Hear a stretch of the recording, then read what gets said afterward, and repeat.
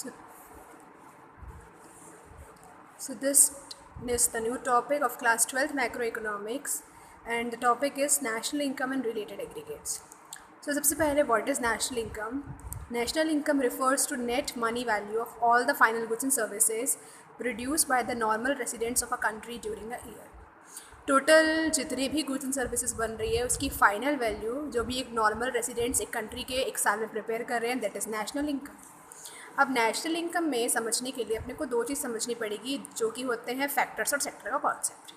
Factors मतलब जो भी इनकम होती है, कोई प्रोडक्शन एक्टिविटी हो रहा है, उस पर generally 4 factors of production involve रहते हैं: land, labour, capital and entrepreneur.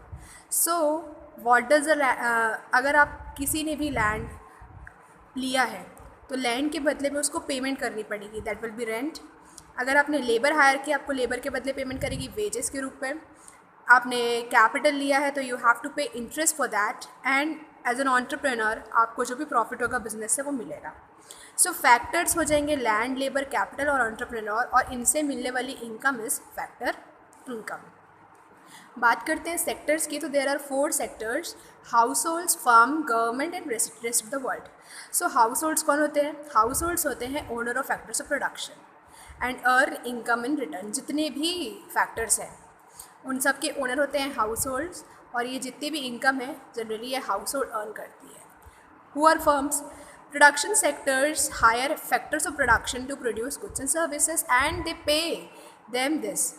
इन्होंने हायर किया है लैंड, लेबर, कैपिटल को, और बदले में इनको पेमेंट भी कर रहा है. Third sector is government sector, जो रेगुलेटरी अथॉरिटी होती है. ये जितने भी रूल्स एंड रेगुलेशंस बनाने का काम करता है कंट्री में. And the last one is rest of the world. जब गुड्स एंड सर्विसेज इंडिया, जैसे हमारी इंडिया एक डोमेस्टिक टेरिटरी से बाहर निकल रहे हैं, then that will be rest of the world. जब हम इम्पोर्ट कर रहे हैं, जब हम एक्सपोर्ट कर रहे हैं, तब rest of the world involve होता है. इसी में नेक्स्ट कॉन्सेप्ट है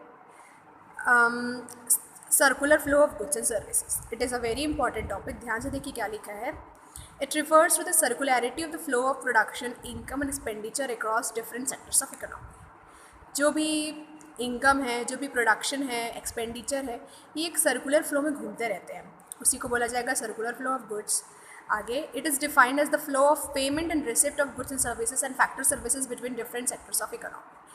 डिफरेंट सेक्टर में किस तरीके से गुड्स एंड सर्विसेज फ्लो हो रहे हैं, कैसा पैसा मिल रहा है, कहाँ पे रेसिप्ट हो रही है, ये सारी चीज़ें सर्कुलर फ्लो ऑफ इनकम के अंदर आ जाएगी. डायग्राम से कॉन्सेप्ट और क्लियर हो जाएगा.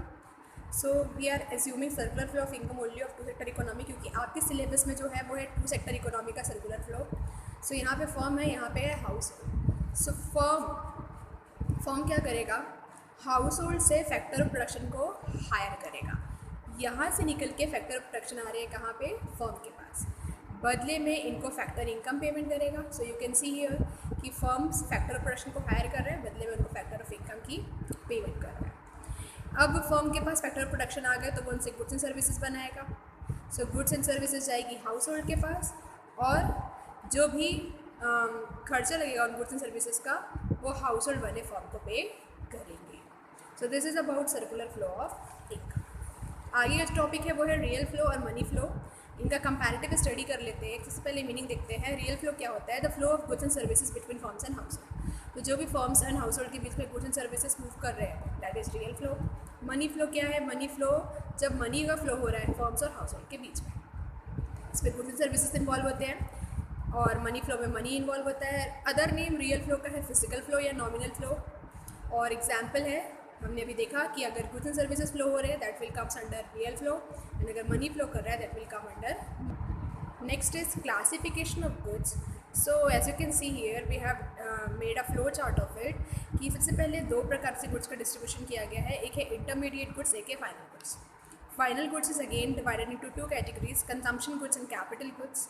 And consumption goods is again divided into 4 categories: durable goods, semi-durable goods, non-durable goods and services. सबसे पहले देखते हैं इंटरमीडिएट गुड्स और फाइनल गुड्स के बारे में एक कंपैरेटिव स्टडी कर लेते हैं.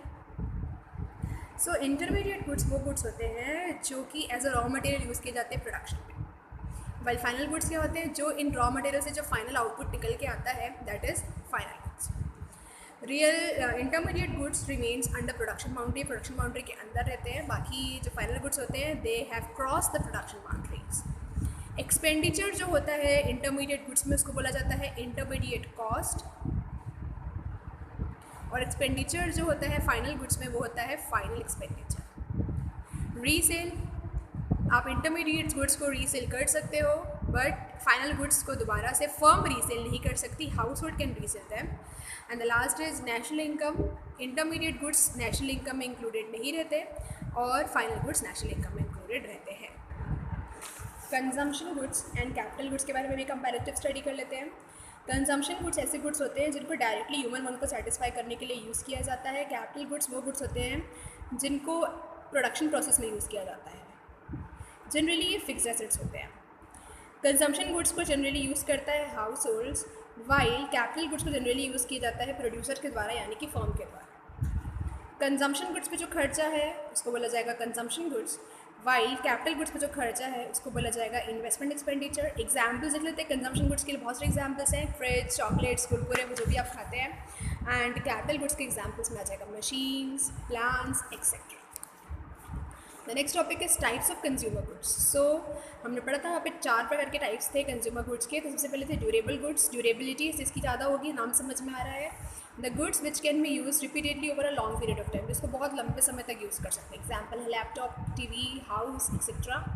सेमी ड्यूरेबल गुड्स मतलब जिन गुड्स को आप रिपीटेडली यूज़ कर सकते हो बट एक लिमिटेड टाइम पीरियड के लिए। फॉर एग्जाम्पल आप 1 या 2 ईयर के लिए किसी सामान को यूज़ करें, that will be are semi durable goods. For example jeans, watch, cellphones.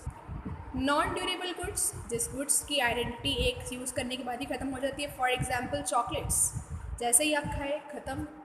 Services क्या होती है? Basically it is not exactly goods और we can say it is an invisible type of intangible thing. ये एक ऐसी activity होती है, process होती है जो दिखती तो नहीं है बट इससे भी हमारी ह्यूमन वांट सेटिस्फाई होती है। The next topic is also comparative study of stock and flow. So what is a stock? Stock refers to the value of a variable at a point of time. एक particular point of time में जो variable होता है उसको बोलते हैं stock. Flow क्या होता है? Flow refers to the value of variable at a period of time. एक period of time में जो variable होता है उसको बोलते हैं flow. Since एक point of time में होता है तो stock में time dimension नहीं होता है. It has no time dimension. और flow क्योंकि एक period of time में होता है तो बिल्कुल इसमें time dimension होता है. आगे stock जो है it is a static concept. It is generally fixed. It does not change. Flow जो है वो है डायनामिक कॉन्सेप्ट। एग्जाम्पल समझते हैं wealth, capital, labour force, population, ये सारी चीज़ें स्टॉक में आ जाएगी। While income, capital formation, expenditure of money, number of births and death, this come under the concept of flow.